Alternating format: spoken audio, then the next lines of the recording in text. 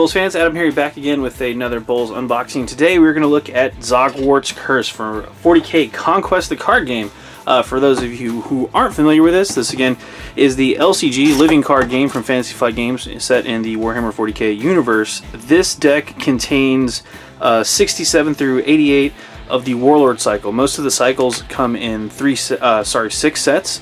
This is the 4th set in this particular Warlord cycle. So let me go ahead and open this up and hopefully get rid of some of this awesome glare we're getting, and we'll jump on in and take a look at the cards in Zogwart's Curse. Okay, that was actually surprisingly easy to open. I guess they changed up their clan packs, but it's a lot easier to open this one. So again, Zogwart's Curse. This one is, this one's been out for a little while, but I didn't get a hold of it until Gen Con because I couldn't find it locally. So I guess that's a good sign because it was sold out. People did carry, or have been carrying Conquest, they just couldn't find this particular pack. So I'm going to try to open this up. Is there a thing up top? I probably just could have done that. Nope. So yeah, I'm going to try to open this up. Let's see here. Come on, cards. So as you can see, fresh unboxing. I haven't touched this yet, and it is a little tricky. I didn't want to use the scissors all the way because I was afraid actually of nicking the cards or marking them or something like that. Typically I put them in card sleeves anyway, but whatever. So we'll move the trash to the side. Again, we're looking at Zogwart's Curse. So obviously it's going to start off with the key character here, old Zogwart himself. This is the bloodied version of him, but he is the Warlord Psyker. He's a 1/7, so 7/7 down low. It's a Warlord stuff. After this warlord commits to a planet or is declared an attacker, put a Snarling token into play on this planet. It's kind of reminds me of the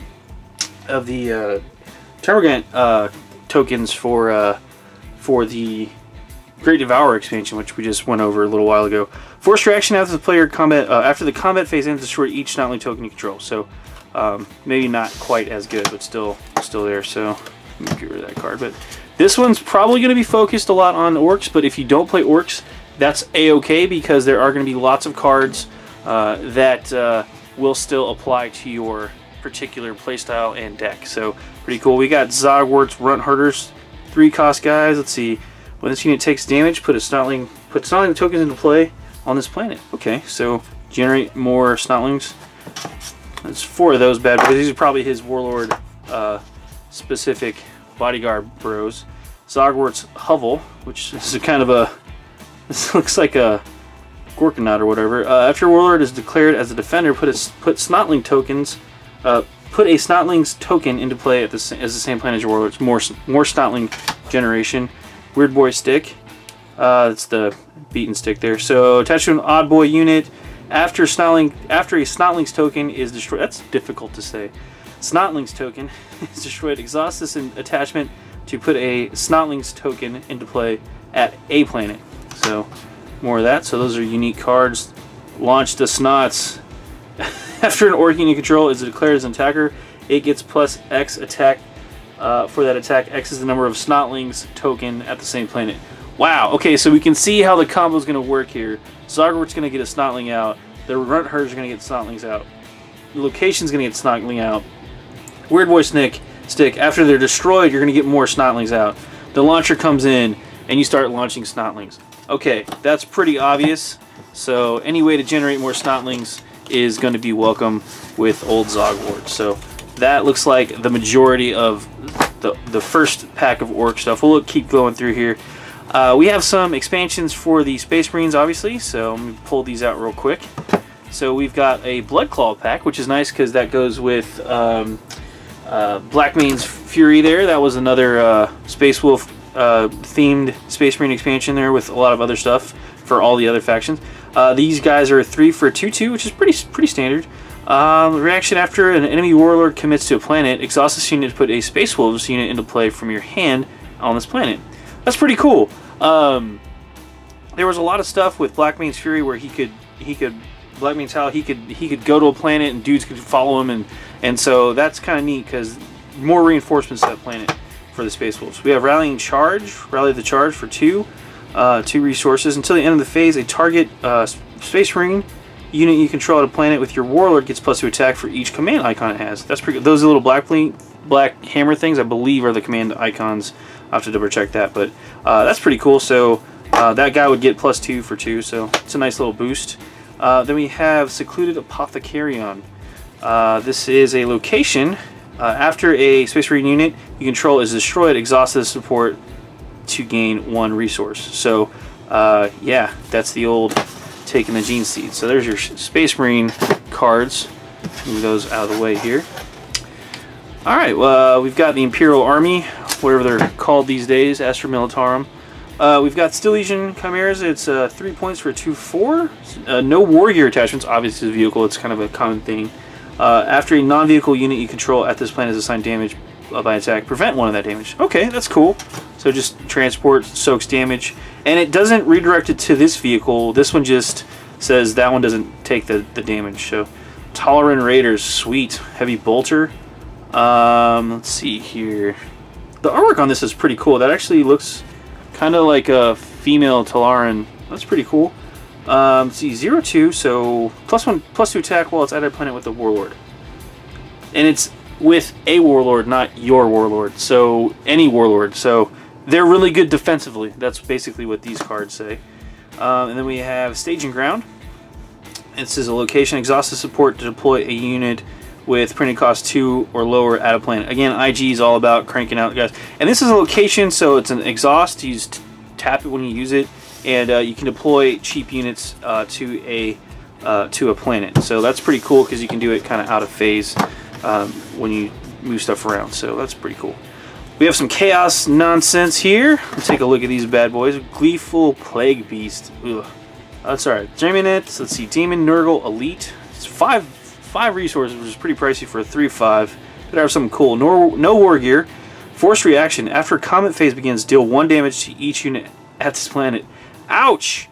Okay, I can see where that's going. So it's gonna, as soon as the combat phase starts, you just deal a damage to everybody. So it can really stack up some serious damage and then weaken units and then finish them off.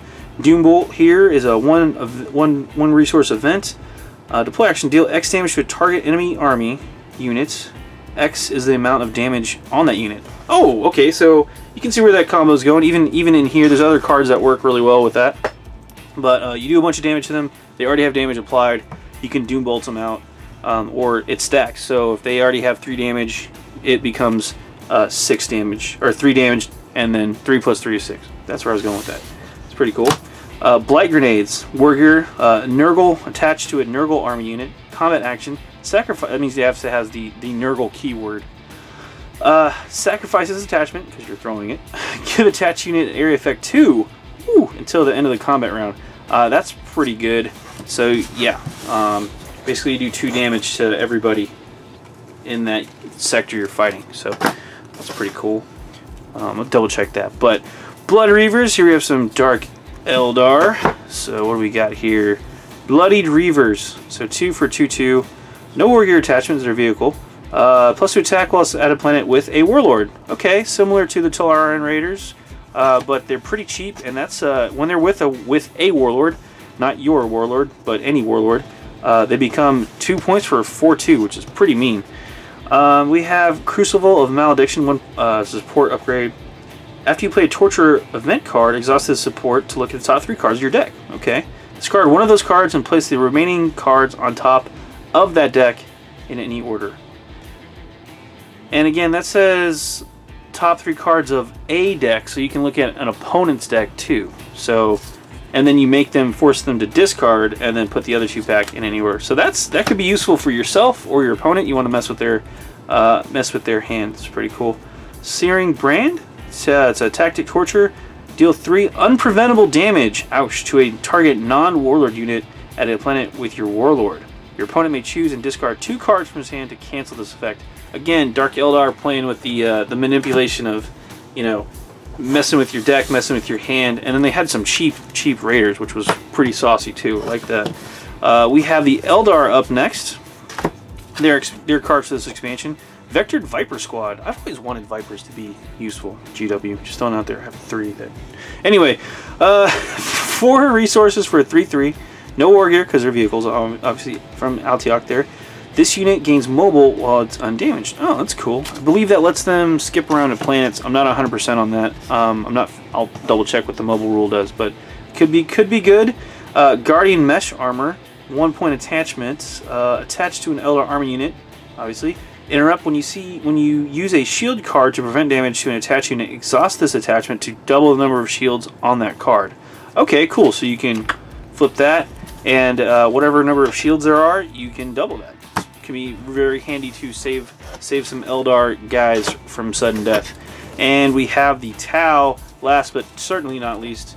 Let's see here, broadside suit. Okay, 6 resources, pretty typical. Lots of the icons there. 4, 6, so pretty tough. This is going to be one of your beat stick units here. Obviously, soldier, pilot, elite. This unit gains area effect 2 while it has 1 or more attachments. Okay. So, I think we've seen some pretty cool Tau attachments. If not, I know there's some coming. Tense Negotiation, Event 1. Exhaust your Warlord to trigger the battle ability of the same planet as your Warlord. Okay, so for those of you who don't know, most of the planets have an ability that triggers either after you claim it or something like that. So, this lets you trigger that twice. That's pretty cool. Heavy Marker Drone, attached to an enemy army unit. That's interesting. Double damage dealt to attached unit. Ouch! So, Marker Drone, you spend that unit, it goes to another guy, it stays attached to them, and really stings them pretty solid. So, that's pretty cool. So, that was all the cards in Zogwart's Curse here. I think I said Zogwart's Revenge, but Zogwart's Curse, the expansion pack, war pack for Conquest, the card game. Again, doesn't matter what faction you play, all of the Conquest expansion war packs, all of them have cards for each faction. Even the Tyrannid Great Devourer box had cards for whatever faction, so it's worth picking up. And again, I don't really believe in limiting yourself to just playing one faction. I mean, that's the whole point. You got the card game, you got all these different factions. Play around.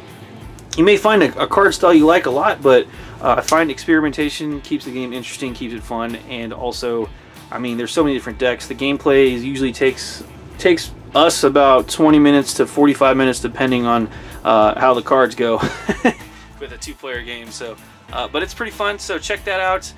This is AdamHarry from BoLS signing off. Have a good one.